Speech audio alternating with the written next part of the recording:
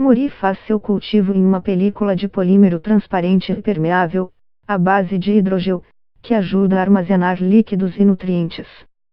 As plantas crescem em cima do filme, e as raízes se desenvolvem para o lado.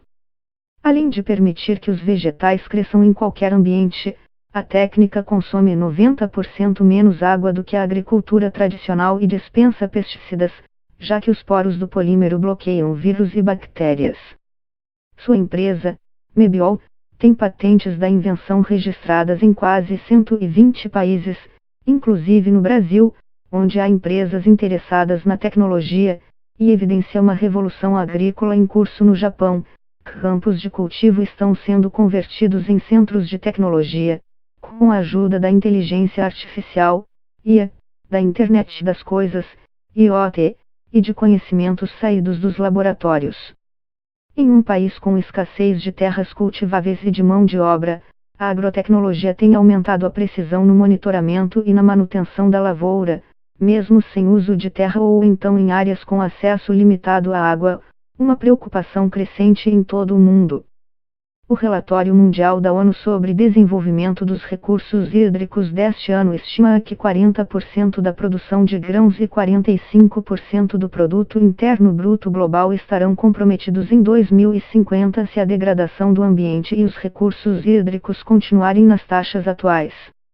Discriminação, exclusão, marginalização, desequilíbrios de poder arraigados e desigualdades materiais estão entre os principais obstáculos para a realização dos direitos humanos à água potável e ao saneamento seguros para todos, conclui o documento de 2019. O cultivo em polímeros como o de Ueshimori supera fronteiras e já é praticado em mais de 150 locais dentro do Japão e regiões como o deserto dos Emirados Árabes, no Oriente Médio. O método também está sendo empregado na reconstrução de áreas agrícolas do Nordeste japonês, contaminadas por substâncias levadas pelo tsunami que se seguiu ao grande terremoto de março de 2011. Com o aumento projetado na população mundial, de 7,6 bilhões para 9,8 bilhões em 2050, empresas apostam em grandes oportunidades de negócios e demanda global por alimento, além de um mercado em potencial para maquinários. O governo japonês subsidia atualmente o desenvolvimento de 20 tipos de robôs, capazes de ajudar em várias etapas do plantio até a colheita em vários cultivos. Em parceria com a Universidade de Hokkaido, a empresa Yamar desenvolveu um trator robô que está sendo testado no campo. Uma só pessoa consegue operar 2 tratores ao mesmo tempo, graças a um sensor integrado que identifica os obstáculos e impede colisões. Já a montadora Nissan lançou neste ano um robô equipado com GPS, conexão Wi-Fi e movido a energia solar. Batizado de Pato, o equipamento com o formato de uma caixa percorre campos alagados de arroz para ajudar na oxigenação da água, reduzindo o uso de pesticidas e seu impacto ambiental. Com a tecnologia, o governo busca atrair para o campo os jovens que têm pouco interesse em trabalhar diretamente na lavoura, mas com afinidade por tecnologia, em uma tentativa de reanimar um setor com cada vez menos gente. Em quase uma década, o número de produtores agrícolas japoneses caiu de 2,2 milhões para 1,7 milhão, com média de idade de 67 anos. Somente 7% da população economicamente ativa do Japão está empregada no campo, e grande parcela dos agricultores trabalha apenas meio período. A topografia limita muito a agricultura do Japão, que consegue produzir somente 40% dos alimentos de que precisa. Cerca de 85% do território é ocupado por montanhas e a maior parte do que resta de área agricultável é dedicada ao arroz, cultivado em tanques intensamente irrigados. Esse grão sempre foi o alimento básico dos japoneses. O governo fornece subsídios para os rizicultores manterem a produção em minifúndios de 1 hectare, mas a mudança dos hábitos alimentares tiraram o brilho do arroz nas tigelas dos japoneses.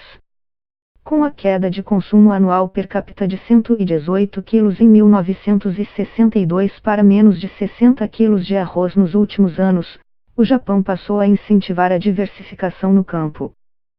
Sem gente para continuar sustentando as plantações, os agricultores recorreram a maquinários e pesquisa biotecnológica.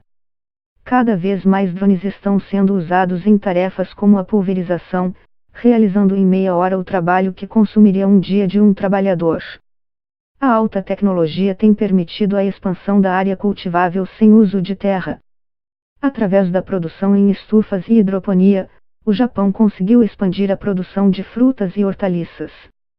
A empresa Mirai Group, na província de Chiba, é uma das pioneiras na produção de alimentos em prateleiras que vão do chão ao teto, e atualmente colhe cerca de 10.000 cabeças de alface por dia. A produtividade é 100 vezes maior em comparação ao método convencional.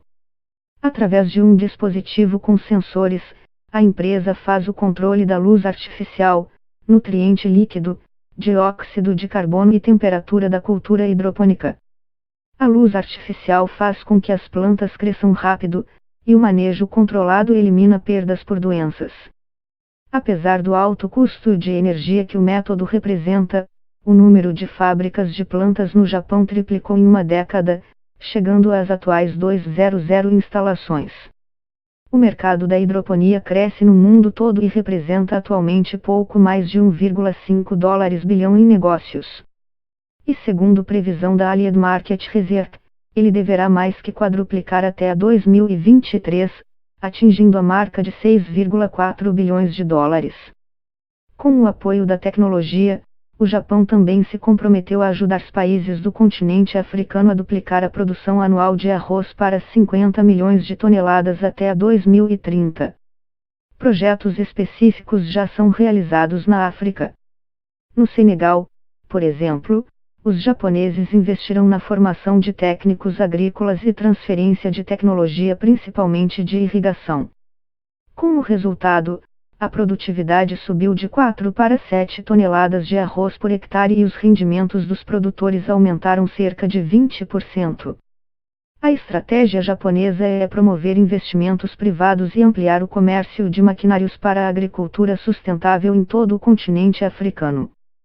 No período de 15 anos, o PIB da África expandiu 3,4 vezes, de 632 bilhões de dólares em 2001 para 2,1 trilhões em 2016, e o mercado consumidor continuará crescendo até o final do século, quando a população africana deverá representar 25% do total global, hoje é de 17%.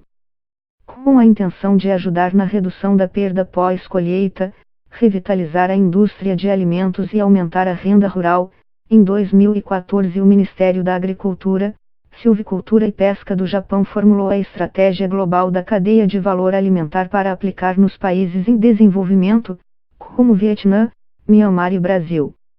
A presença do Japão na agricultura brasileira se confunde com a história de 111 anos da imigração nipônica no país. De todos os projetos já realizados envolvendo os dois países, o de maior porte continua sendo o PRODECER, Programa de Cooperação Nipo-Brasileiro para o Desenvolvimento dos Cerrados, idealizado na década de 1970. Para resolver problema de abastecimento japonês, foram incorporadas extensas áreas do Cerrado para o desenvolvimento de tecnologia para a produção de grãos, principalmente milho, soja e trigo em uma terra que o Brasil considerava infértil. Agora, os negócios se voltam a novas fronteiras. Em 2016, Brasil e Japão assinaram acordo de cooperação de investimentos na região do Mato Piba, municípios dos estados do Maranhão, Tocantins, Piauí e Bahia. Os brasileiros buscam inovações em conectividade nas áreas rurais, agricultura de precisão, rastreabilidade e automatização desenvolvidas pelos japoneses.